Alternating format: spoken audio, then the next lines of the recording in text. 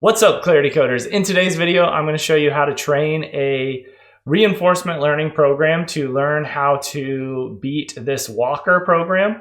Now, this is a tutorial series that I'm going to start using RLlib to show you how to train these custom gym environments eventually. So we're going to start out with this environment that comes packaged with OpenAI gyms, and then we're going to build our own custom gym so you can solve whatever problem you want. And then I'm going to show you how to push that gym out into production somewhere to solve an actual real problem that you're trying to accomplish. So let's not waste any more time and jump right in.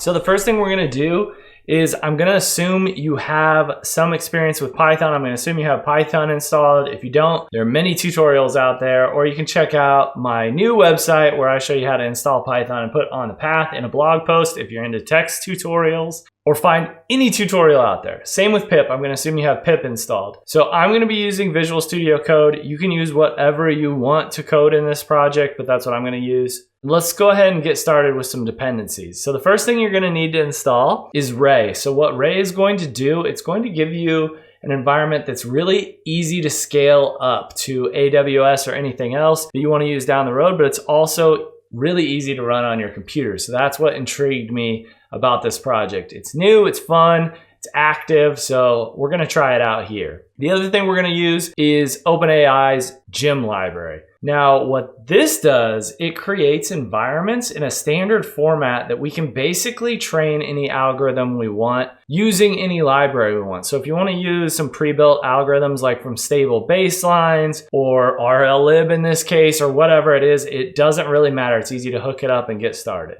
So the first thing I'm going to do is initiate a virtual environment. So if you don't have that already, you can do on your PC, you can do pip install virtual env. I already have it, so you can see it came up there. And then we're going to do virtual env venv. All we're doing here is creating our virtual environment. You can name it whatever you want. You don't have to name it venv. You can name it whatever you would like. Now we're going to activate that environment. So if you're using bash, I'm going to use source venv scripts activate. Now it's a little different if you're in command prompt, but you can look that up as well, how to activate it from command prompt. So now we're inside of our virtual environment. We're going to go ahead and install the libraries we're going to use. So I'm going to use TensorFlow, Gym, and Ray. So those are the ones I'm going to install out of the gate here. So I'm going to do pip install TensorFlow, and we'll let that run. A couple notes and then I'll jump forward, but you can use Torch or TensorFlow with Ray. So it doesn't matter, you can install either one, and I'll show you how to switch between the two if you have a preference over one or the other for whatever reason. All right, let's drink some tea, we'll let this run. All right, that's installed. We can go ahead and install Ray. So I'm gonna do pip install Ray.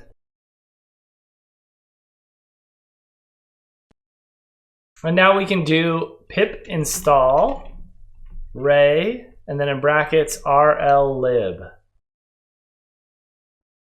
Now the gym environment that we're going to be working with today is the biped walker. So what we're going to do is we're going to try and train this algorithm to teach this robot to walk in the simulation. You can see what it kind of looks like with a random agent, and then we're hoping we can get something competent after our training cycle.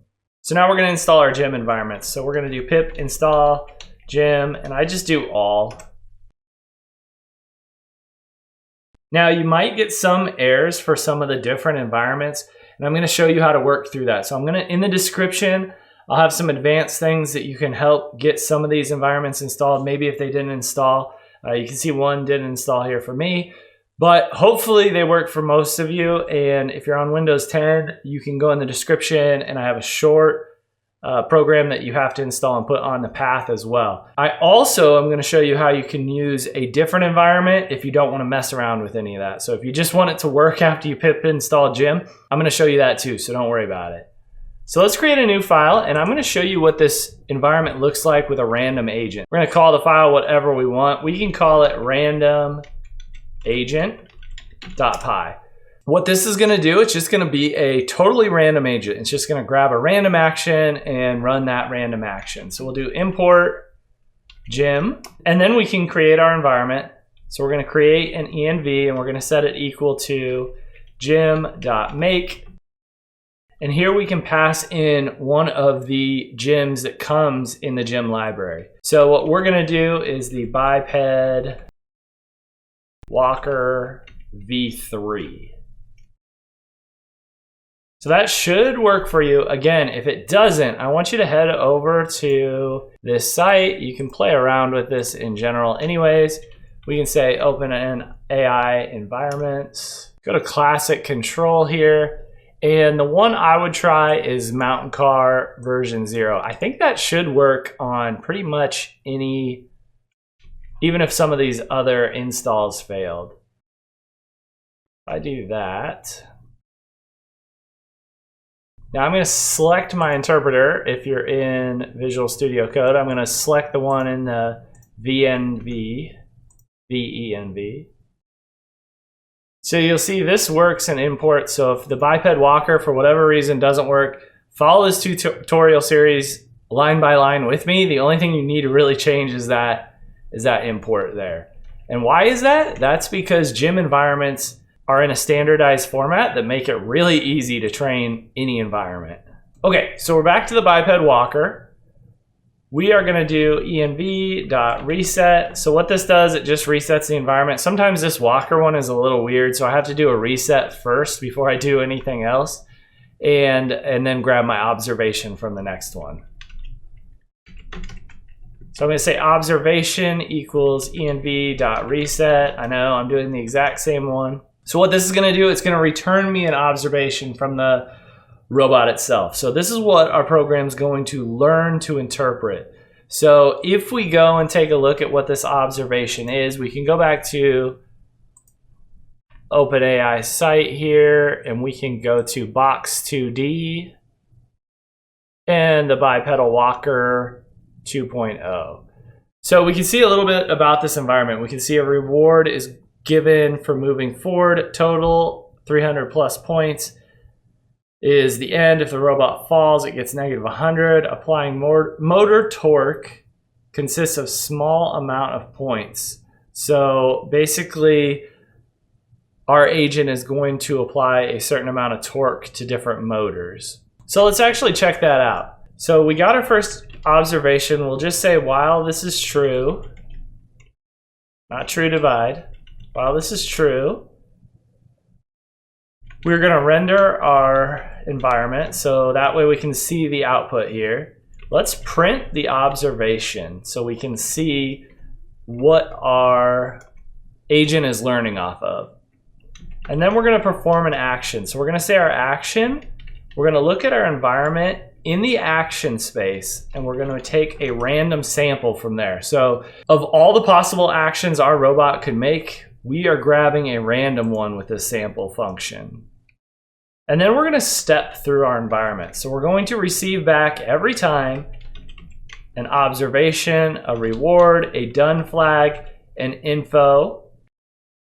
We're going to do env.step, and we're going to move our action. So this line here is a little bit to understand, but this is one of the standard things in gym. So every time you take an action in an environment, it's going to return you back an observation. It's going to return you back a reward. So our environment might give a reward for doing good things. In this case, it's for moving forward in the environment. And then it's also going to return done. So we have some terminating flags for our episode. In this case, it might be our robot falls over, or it doesn't progress far enough, or it beats the level, whatever it is. Info is a dictionary that we can choose to pass back in our environment for anything else that you might need or want to share. So now we're just going to check and see if the episode's over. So if it's done, then I want to print out. So if it's done, I think all I want to do is break out of this loop, and then we can close our environment. So we'll do env.close. So pretty simple here. We're not using Ray. We're not using anything else. We're just going to check out our environment and see if it runs. I actually think we might need to do one more pip install, but we'll try this and see what happens here. So let's run. And I think I spelled it wrong. Bipedal walker. Let's fix that. And even though it says V2 on the OpenAI site, it's actually in version 3 now. So you'll see here, we need to install Box 2D. So this is where you're going to come in with some issues with Windows 10 possibly. So let's go ahead and try and install Box 2D. So we can do pip install box 2d-pi. And you can see that it did install, so we can run this. And now we get our output. So these are the observation that our agent's working with. And you can see here that our random actions are totally incompetent, so it's not doing anything successful.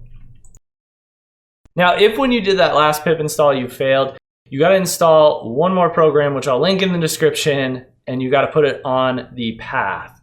So add it to your path variable. If you have any trouble with these tutorials or something like this comes up, or I don't explain it right in the description, jump into the Discord. That's the best way to contact me and get help from me or other Clarity coders that are watching these videos. So we got a random agent running now, and we want to train it, right? It's incompetent. We want it to do better. We don't know how to solve this problem. So the beauty of reinforcement learning, I have no idea what any of these numbers even mean. I just want my program to figure it out. So it's not supervised learning. I don't know the answer, like a neural network that's picking between a picture of a dog and a picture of a cat. We know the answer to that, right? We can train the network. This, I don't know the answer. So I want to train it from scratch. So I'm going to create a notebook to share this for a couple of reasons. I can write some more comments. I can do some markup. I know this really makes some of you mad for whatever reason, but most of my stuff I write in scripts, but I'm going to use a notebook for this. So I'm going to call this train walker.ipynb. So what we can do here is we can select our kernel if we're in Visual Studio Code. I'm going to use the same kernel that I was using before. And now we can do some imports. So what we're going to do is we're going to train a PPO, which is an algorithm you can read up on that has been extremely successful, and it's notoriously easy to configure. So a lot of these algorithms have a ton of hyperparameters. This is special because out of the box, as you'll see here, I'll use one of the defaults and I'll compare it to something that's not a default, and it just seems to work with the defaults. So that's great. So let's do our imports here. So I'm going to import Ray, and then I'm going to import the PPO agent as well. So from ray.rllib.agents.ppo, I'm going to import a PPO trainer. And I'm also going to import the default PPO config. So this is going to show us out of the box what it looks like, and I'll show you how we can customize and run our own experiments. So from Ray import tune.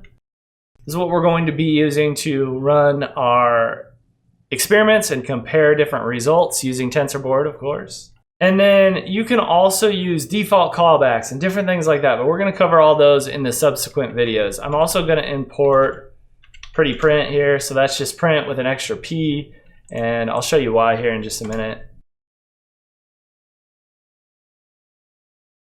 So instead of letting, I'm going to pip install that. So I'll do ipy kernel.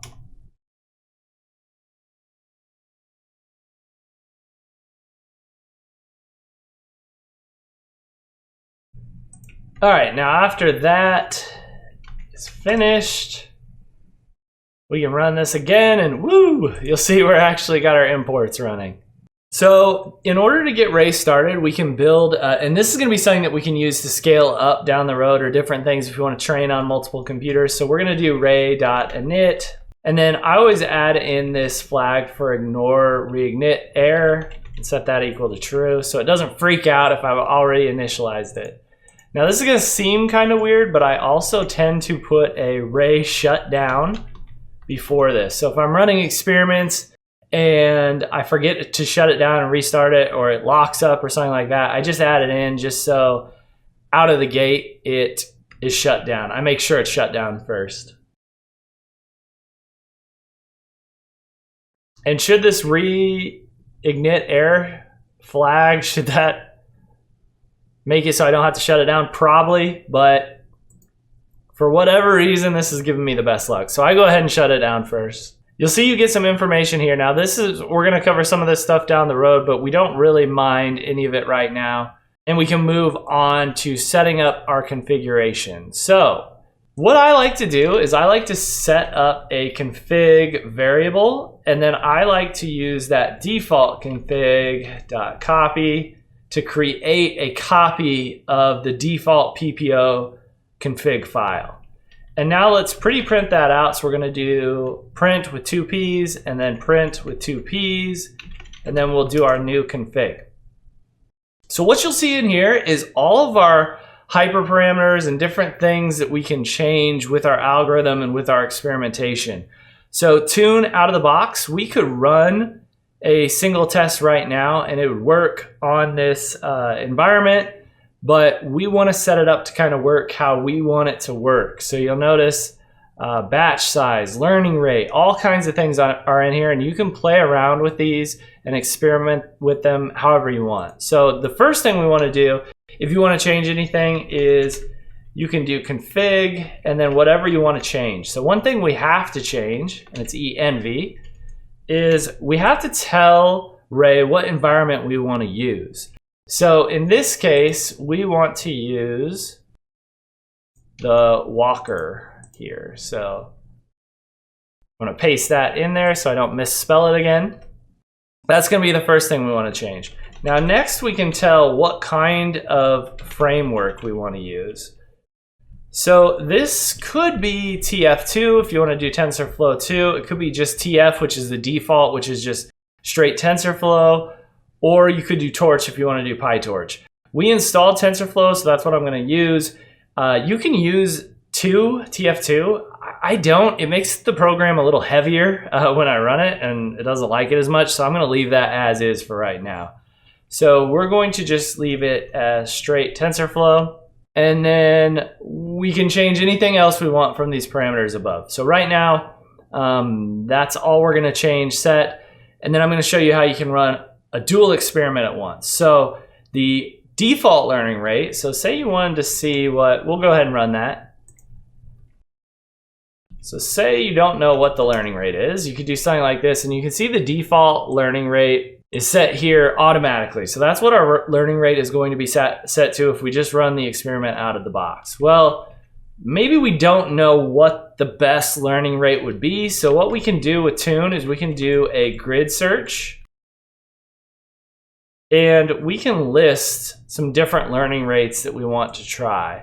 So in this case, let's try that default learning rate, and then let's also try some other learning rate. So we'll do 8. Okay, so these are the 2 learning rates. So this is our other option. Now what you want to be careful of here is when you're experimenting, these are going to run all these different experiments at once, so you don't want to blow your computer out of memory. So if you change the number of workers to 20, but you only have 12 cores on your CPU, that's going to be an issue. So sometimes I would typically change the number of workers to 4 probably, and then I would do 2 experiments at the same time just because my computer can handle it and it has plenty of memory, but you're going to have to feel that out a little on your own. So this should be pretty safe if you're doing just a dual experiment at once. And our number of workers is only 2 right now, so that sounds about right. So now we can give some stop conditions. Now you can find all the stop conditions on the documentation, and after your trial finishes, you'll see all the different stop choices you could choose from. So the popular ones that I like to do, and you can use multiple, are episodes underscore total. So this might be this would give each experiment 1,000 episodes. So each learning rate would do 1,000 episodes, and we'd see who was the best at the end of it. Another one that I like to do is time steps total, and that's probably the one we're going to use right now. So we'll do time steps total equals, let's just do 500,000 steps. That maybe take 15 minutes. On my computer, of course, it's dependent on whatever computer you're using. Ooh, and this is a dictionary, so we're using colons instead of equal signs. And I commented this out. Now, if I left both in there, it would stop at the first condition that hits. So if either or condition hits, it's going to kill our experiment. So I'm just going to leave the 500,000 time steps for right now. Cool. I'm going to go ahead and run this. And now we're ready to run our experiment. It's as easy as that. So I'm going to do analysis equals tune.run. And then I'm going to do PPO. Our config equals config. Remember, we created the variable from above. Our stop condition equals stop. We want to make a checkpoint at the end of our experiment. And I also want to do checkpoints every so often. So I'm going to do a checkpoint frequency of 1,000. Now, make sure you do this. If you're running a huge experiment on some task and it doesn't get to the end, or your computer locks up, or one time I forgot to put a stop condition in, you want it to give you a checkpoint every so often so you can grab that back and keep training. So what I'm going to show you after this is how you can run your train agent on the environment, or also how you can continue training from that checkpoint. So if we find out what the best learning rate is, we don't want to keep training both learning rates probably. So we're going to pick one and continue on with it in our experiments. So let's go ahead and run this. You'll see it starting up. You'll see how many resources it's going to request and different things like that. Hopefully this runs. If it doesn't, I restart the kernel and I'll just run everything top to bottom, and then it usually takes off. All right, I actually had to reboot my computer. I'm hoping that's because I'm trying to film and run this at the same time, but I'm gonna go ahead and cycle through it again and we'll see if it is successful this time. That looks better. It's funny, the errors look better, so you might get some depreciation errors and things like that. You can ignore them for the most part. You'll see my CPU numbers work better. Before it was doubling my CPUs and it was doubling my GPUs, which didn't make sense. So you can see how much memory you're using and different things like that. Again, this is taking 14 gigs on my computer, so you might only be able to run one trial at a time if you have less than that. So keep that in mind, but you can see both are, or you can see everything's running.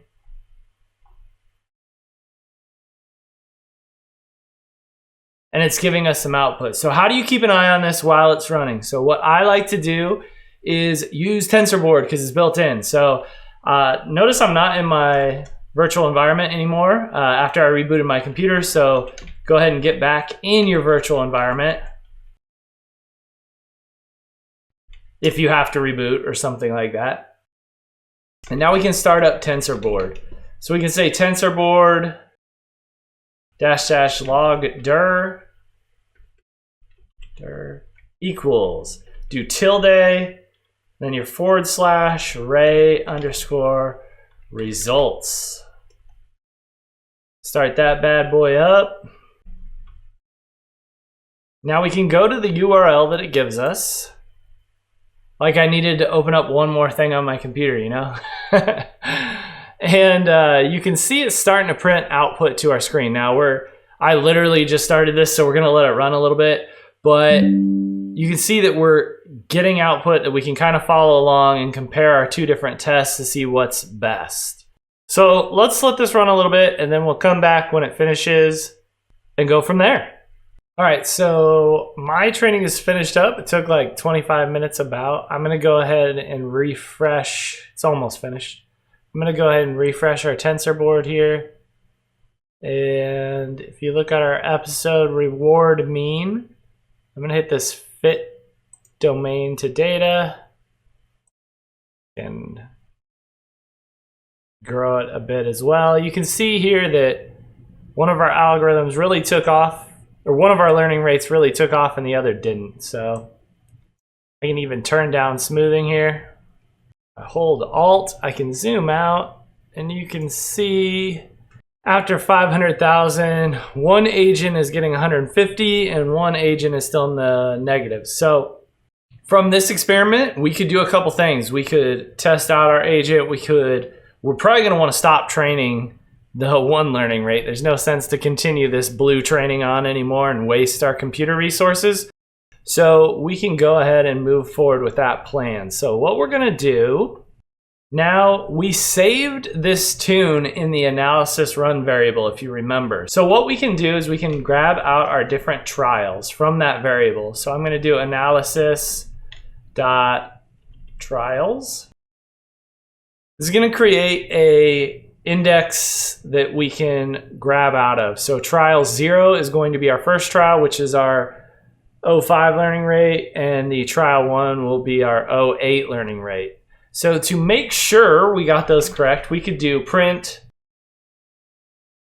trial 0 dot experiment tag, and then we can do the same with our other trial. If you had 4, 5, 6 trials, you could do all of them here. And you can see that our first one is that 05. So that's the one that I want. That was the most successful. So I'm going to go ahead and take the best checkpoint from that. And we can use that to test out on our walker again, or continue training, or whatever we want to do. So what I'm going to do is I am going to save the best trial in a variable. And that is going to be our trial 0, because that was our best one, the 05. And then I'm going to grab our best checkpoint. So I'm going to set our best checkpoint equal to analysis.get best checkpoint.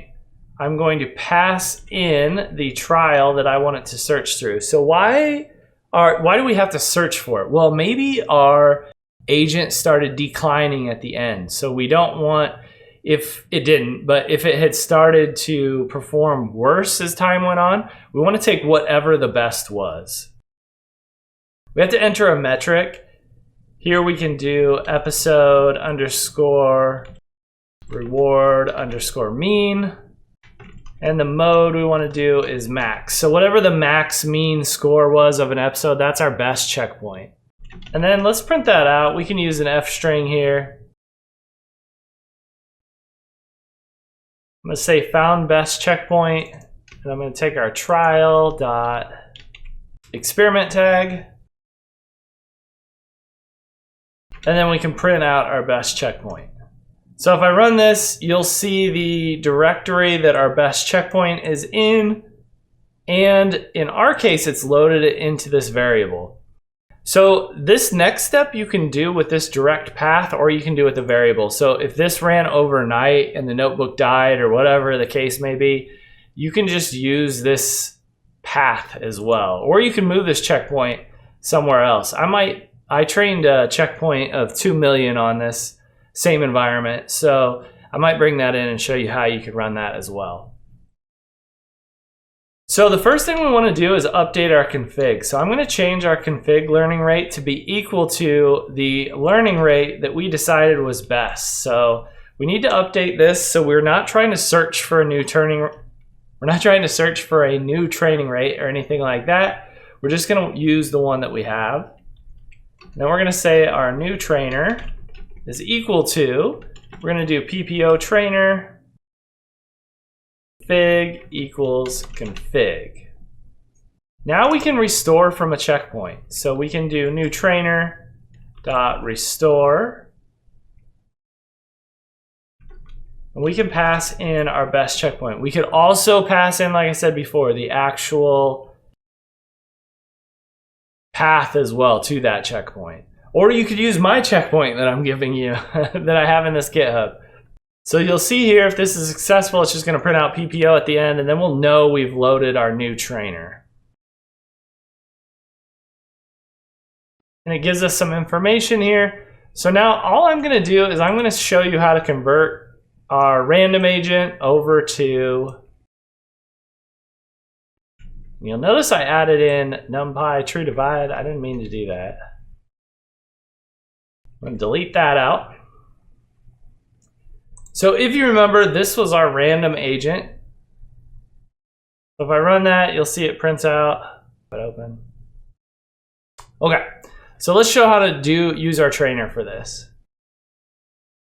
So using our new trainer is really easy. So instead of doing a random action here, so I'm selecting a random action, all I want to do is use my new trainer. So I'm going to say new trainer.compute action, and then we can pass in our observation. So now it's going to intelligently, hopefully, sort of intelligently, we didn't train it for that long, pick an action and then interact with the environment. So let's go ahead and run this one.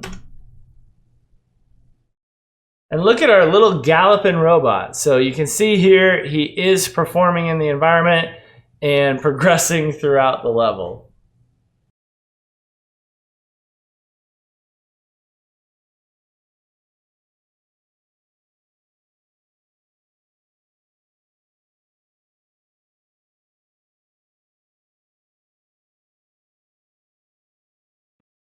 Okay, now some other things you might want to do. So we have a trainer now. What if your program failed and you want to train more? Or what if you were trying to choose between two learning rates and now you have the learning rate you want, but you want to keep training? Like we didn't train enough to really get where you wanted to go with the program or something like that. So what you could do is you could do another analysis equals, and you could add some new conditions. So I'm going to scroll up.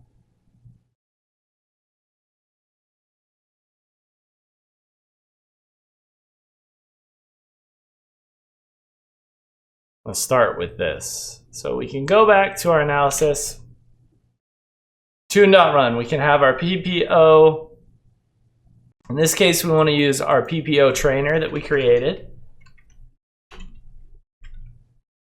So we're going to use PPO trainer. We're going to use our config. Remember, we reset the learning rate to be just the 05. So this should be just the 05.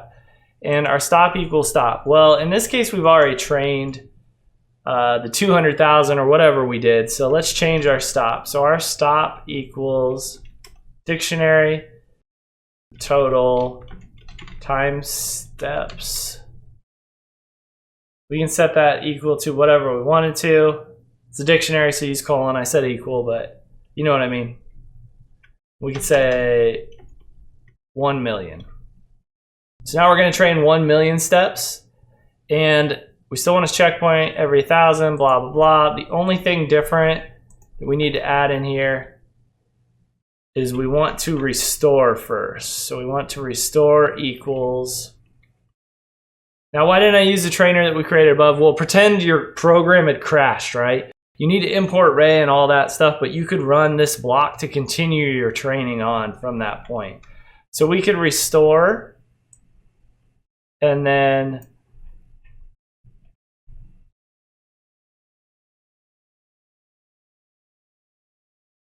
we'll say our program had crashed. We can use this directory to get back to our checkpoint, I think, and train. Just escaping these slashes.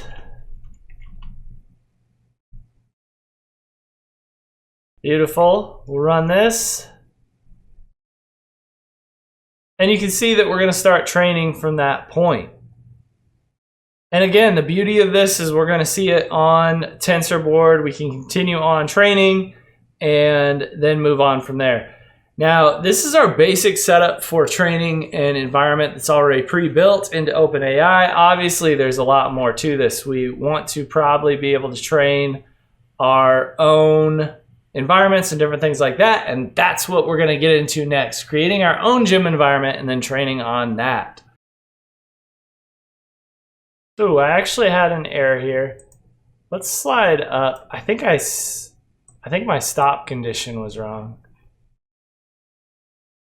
I reversed it. Time steps total is what I wanted.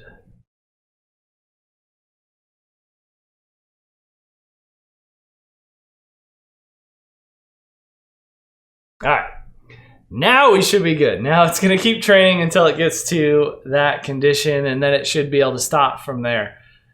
Let me know if you have any questions in the comment or what you want to see in the next video. If you have any trouble, jump into the Discord and I'll help you out there. Be sure to check out the website for the write-ups and different things like that. I can change that over time. I can't change the YouTube video, so check it out for any updates or any changes. And until next time, keep coding.